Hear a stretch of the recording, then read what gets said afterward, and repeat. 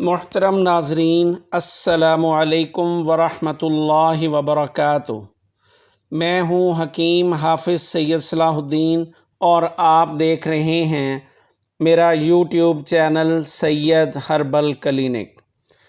آج ہم اسرت تمس یعنی ماہواری کے درد کے ساتھ آنے کے اسباب، علامات اور علاج کے متعلق بات کریں گے۔ وہ کیفیت جس میں خواتین یا بچیوں کو حیض یعنی پیریڈز تکلیف کے ساتھ آئیں اور حیض کے دنوں میں زیر ناف، ٹانگوں اور کمر میں شدید درد محسوس ہو، اسرت تمس کہتے ہیں۔ یہ بیماری رحم کے ٹیشوز میں سکیڑ پیدا ہو جانے کی وجہ سے ہوتی ہے۔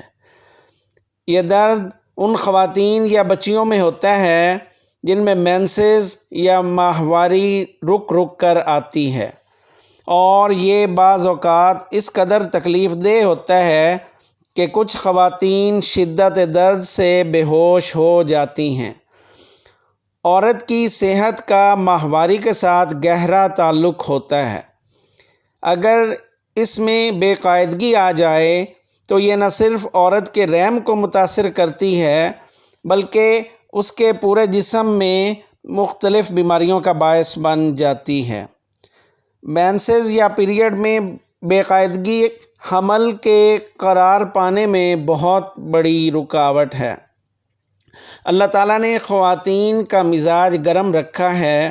اس مزاج میں جسم نرم ہوتا ہے اور پٹھوں کے پھیلنے اور سکڑنے میں آسانی ہوتی ہے۔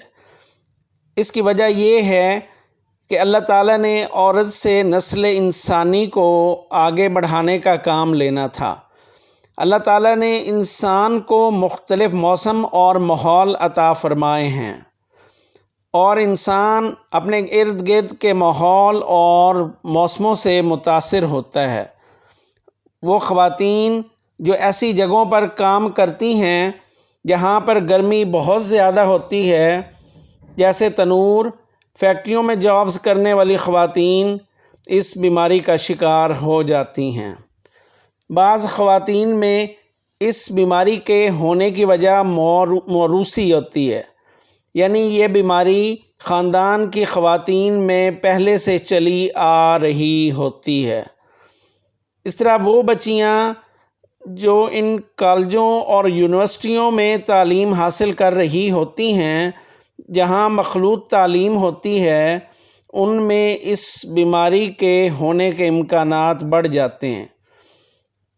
وہ خواتین جو مسلسل چٹپٹی اور تیز مصالحوں والی غذائیں کھاتی رہتی ہیں، وہ اسرت تمس کا شکار ہو جاتی ہیں۔